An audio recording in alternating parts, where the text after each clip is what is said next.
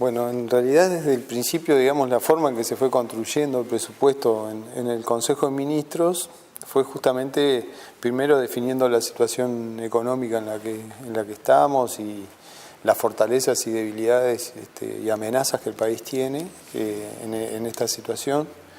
Muchas amenazas que vienen del exterior por las dificultades que tiene la región, por las dificultades que tienen otras partes del mundo, las dificultades de algunos de lo que hasta ahora fueron nuestros socios comerciales.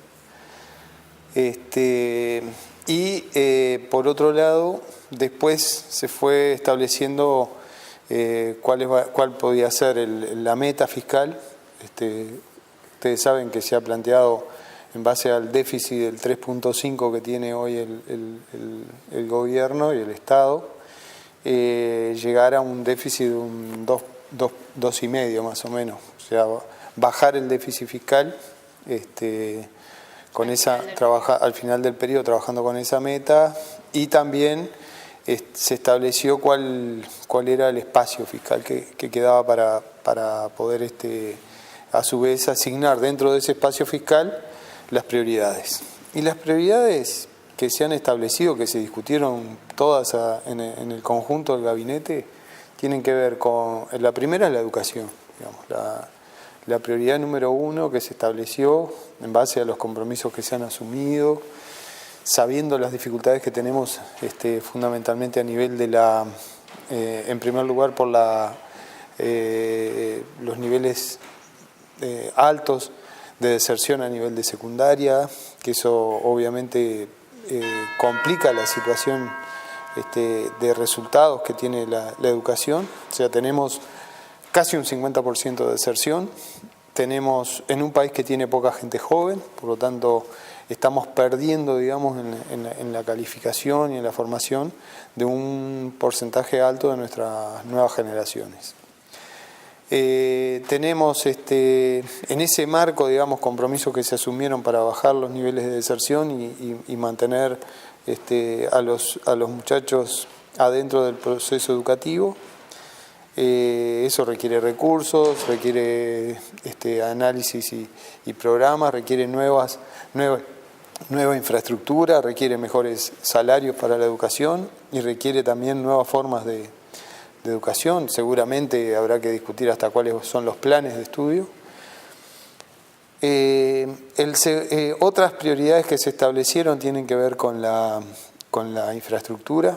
Ustedes saben que se ha anunciado un plan ambicioso de infraestructura, en parte pensando en recursos públicos y también pensando en recursos que vienen del sector privado, en poner en marcha las PPP que ha costado bastante ponerlas en marcha y ha habido dificultades, pero se necesita la participación privada para poder cumplir con los objetivos de infraestructura que el país tiene planteado. Hay, se puede decir, recursos que fueron destinados en determinada etapa del país para cubrir determinadas áreas, que hoy ya se pueden volcar hacia otras áreas que se han establecido. Todo esto se va a presentar el lunes en la reunión que tiene el gabinete con la bancada oficialista, con las dos bancadas, tanto la del Senado como la de Diputados, en la Torre Ejecutiva, y también se va a presentar a la oposición, pienso que el miércoles, antes de que llegue a fin de mes la fecha de presentación del presupuesto a la Asamblea General. El equipo económico trabajó con cada uno de los ministros y en realidad después en el gabinete se laudaron, digamos, diferencias que podía haber. Los elementos, digamos, donde la mayoría de los ministros habían ya acordado no estuvieron presentados. Van a estar expresados seguramente el lunes cuando se presente la totalidad del plan presupuestal. ¿Y se llega al 6% para la educación? Yo creo que se llega porque es una de las prioridades que estableció. El presidente está muy comprometido con eso.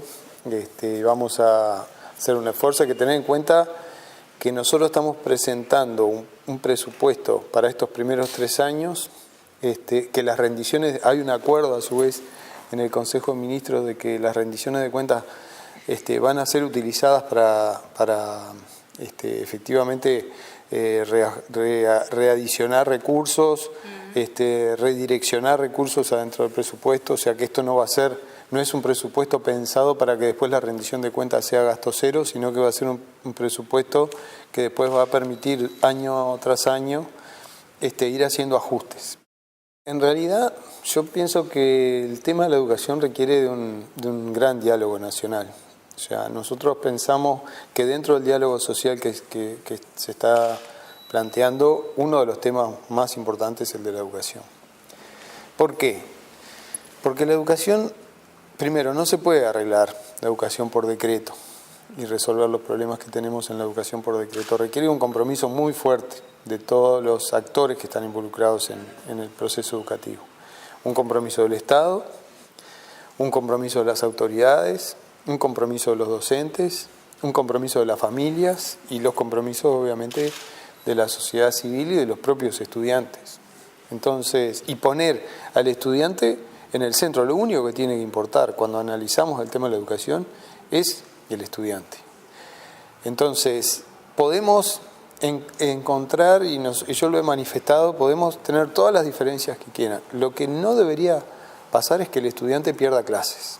O sea, no debería ocurrir que nosotros tengamos días y días perdidos de clase cuando el país necesita cada día más capacitación y más formación. Visiones hay varias, mucho más que dos, digamos. Adentro del gobierno, el Frente Amplio es una fuerza política muy amplia. Siempre digo que lo que en otros países, como en Argentina, hay partidos que se enfrentan en las elecciones, acá en el Frente Amplio estamos todos adentro de la misma fuerza política. Por lo tanto, hay la riqueza, digamos, del Frente justamente es esa diversidad que hay, o distintas análisis o posiciones que se pueden debatir en un determinado momento, pero básicamente en este momento en la necesidad de que las empresas mantengan estos niveles de inversión y sigan jugando el papel que han jugado, hay un criterio bastante unánime dentro del gobierno. Hasta que empezamos a aterrizar los números y a ver los números reales, hubo sí al principio un nivel de preocupación, porque algunos pensamos que podía ser peor, que la situación podía ser de mayor recorte, y en realidad no vino una situación de recorte, vino una situación que permite mantener los niveles de inversión. La propuesta que se hizo fue esa. Acá siempre hay una contradicción que yo creo que es sana, que es la contradicción entre los ministros y las empresas públicas que quieren plata y economía que siempre trata de cuidar el bolsillo, digamos. Esa es una contradicción que es bastante lógica y que se da permanentemente. Cuando se constituye la comisión investigadora, uno de los principales impulsores de la investigadora fui yo, digamos, porque a mí me parece muy bueno que se investigue. Si existen dudas, me parecía lo mejor que se investigara. Incluso la propia moción la redactamos con mi participación sobre la base de un borrador que elaboré en ese día y con los aportes de otros compañeros de la bancada, pero esa moción la preparamos nosotros para que pudiera haber una investigadora. Porque en el Frente hubo un debate interno sobre si teníamos que habilitar o no una investigadora. Y yo fui desde el principio, lo anuncié varios días antes, firme partidario de que hubiera investigación. En segundo lugar, yo creo que es bueno que se investigue porque además no hay nada para ocultar en ANCAP. No hay nada para ocultar. Se puede estar de acuerdo o no con lo que se hizo en ANCAP, pero no hay ni irregularidades ni ilegalidades para ocultar en ANCAP. Entonces, puede estarse de acuerdo o no en si había que desarrollar ALUR y si había que poner plata para el fortalecimiento de un ingenio sucroalcoholero en Bella Unión, o si había que desarrollar los biocombustibles, o si había que poner plata en las plantas de Portland. Se puede discutir si estás de acuerdo o no, pero ilegalidades, irregularidades no hubo. Y es bueno que todos los legisladores y los partidos lo conozcan y sepan cómo se procesó todo ese desarrollo dentro de la empresa. Pérdidas y balances negativos En ANCAP, concretamente en los últimos años, ya se había advertido que ese equilibrio que hay en la fijación de las tarifas, esa negociación permanente que hay entre la empresa que quiere que sus costos estén reflejados en la tarifa y las necesidades de recursos que tiene el gobierno central, siempre es un proceso de negociación. Entonces lo que falta en ANCAP está en el gobierno central. Porque yo pongo un ejemplo nada más. De la pérdida operativa de ANCAP del año pasado fueron 120 millones y ANCAP transfirió para el subsidio al boleto en el área metropolitana 126 millones. O sea, lo que no está en ANCAP se volcó al gobierno central. Por lo tanto, los dos últimos balances, todos los balances de ANCAP, siempre son el reflejo del equilibrio y el debate o la puja permanente que hay entre los intereses del gobierno central y los intereses de la compañía. Y ese es el resultado en el que estamos ahora. No, siempre tuvimos negociaciones y discusiones muy fuertes, siempre. Es lo que decía recién, siempre hay discusiones. En esas discusiones, cada una de las dos partes siempre busca su mejor interés, digamos, y me parece sano que haya discusión. Yo siempre discutí con economía mientras estuve en ANCAP,